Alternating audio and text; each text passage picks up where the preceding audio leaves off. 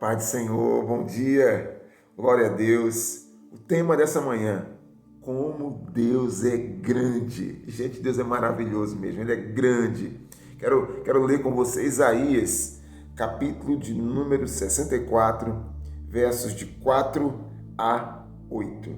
Glória a Deus, aleluia. Desde os tempos antigos, ninguém ouviu, nenhum ouvido percebeu e olho nenhum viu outro Deus além de ti, que trabalha para aqueles que nele esperam.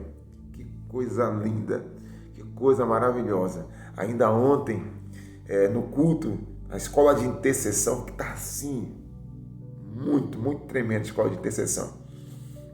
A minha esposa que estava dirigindo o culto, e aí ela testemunhou. Nessa semana nós fomos agraciados através da vida do americano, né? Esse missionário, esse homem de Deus, Gabriel Hallock. Ele nos abençoou com uma viagem, eu, Carla e Isabela, com uma viagem lá para o Amazonas, lá em Manaus. Nós vamos trabalhar com os ribeirinhos, nós vamos ficar 5 dias lá nesse trabalho, então vai ser uma coisa assim tremenda e maravilhosa. E aí Carla contou quando ela era ainda criança, nas Mensageiras do Rei.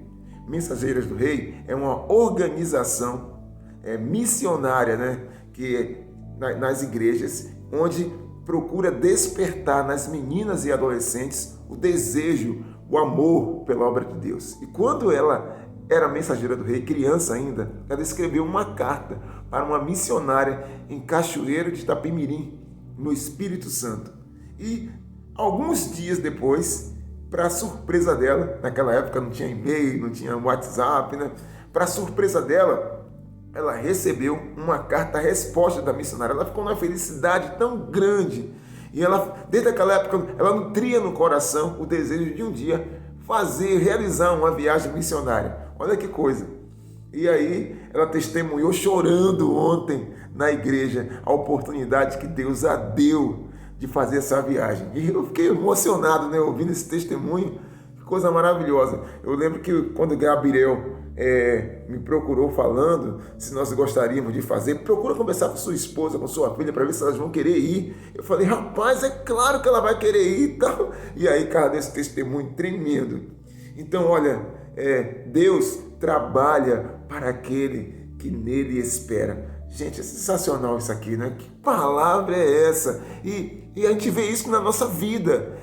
Por isso que nosso Deus é grande. E quando você sabe esperar nele, ele age, ele opera na sua vida. Agora, a pergunta, como é que se espera em Deus? É apenas acreditar? É apenas acreditar que ele existe?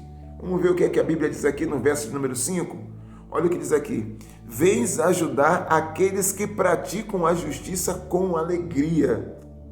Então, amados, não é apenas uma questão de acreditar em Deus. Não, eu estou acreditando. Não, é você ter aquilo que ele diz no seu coração e procurar praticar no seu dia a dia. Então, eu tenho ouvido muito isso nesses dias. Nós somos ótimos ouvintes da palavra, mas Deus não está à procura de apenas ouvintes. Deus deseja praticantes da palavra. Então, eu quero te encorajar a você praticar, porque quando você está praticando, você está dizendo, eu realmente estou esperando no Senhor, meu Deus. E Ele trabalha para aqueles que nele esperam.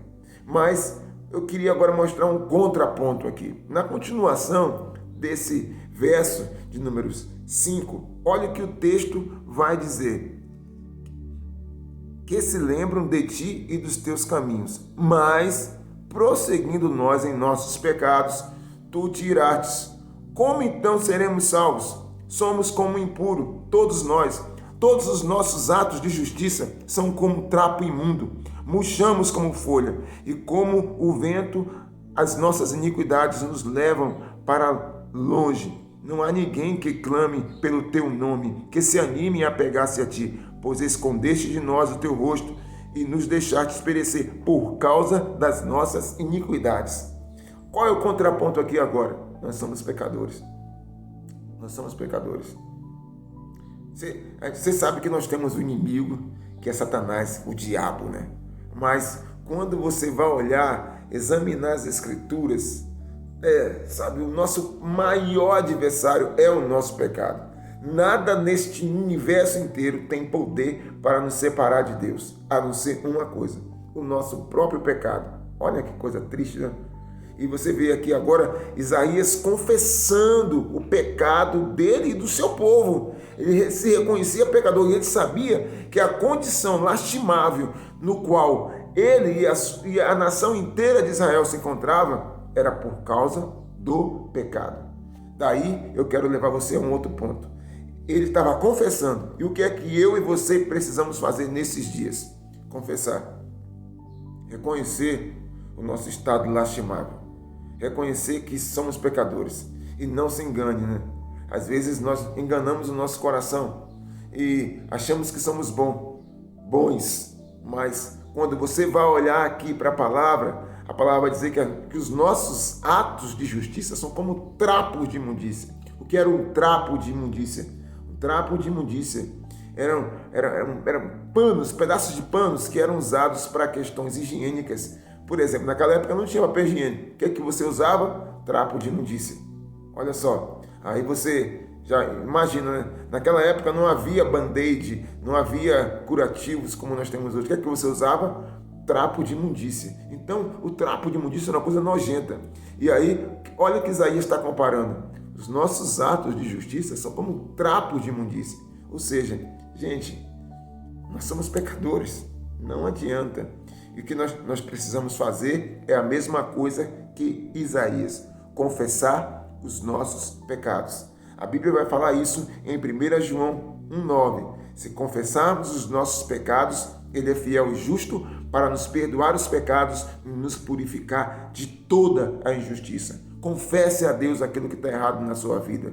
Deixa Ele fazer uma obra. Deixa Ele estar transformando você. Amém? Bom, que Deus abençoe aí. Mas para finalizar, eu quero ler apenas mais um versículo. O versículo 8. Contudo, Senhor, Tu és o nosso Pai. Nós somos o barro. Tu és o oleiro. Todos nós somos obras das Tuas mãos.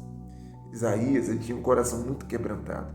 E aí ele falava: Senhor, Tu és o oleiro e nós somos vasos nas Tuas mãos. Já viu?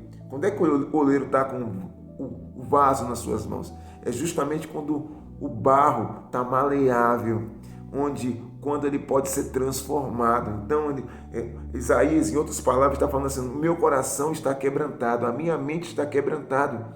O Senhor pode molda o meu coração, molda os meus pensamentos conforme a Tua vontade, conforme o Teu querer. Então, nessa manhã, seja assim também. Amém? Diga: Senhor, eu quero ser como um vaso nas Tuas mãos. Faça da minha vida, faça do meu ser aquilo que o Senhor quer, aquilo que o Senhor deseja. Amém?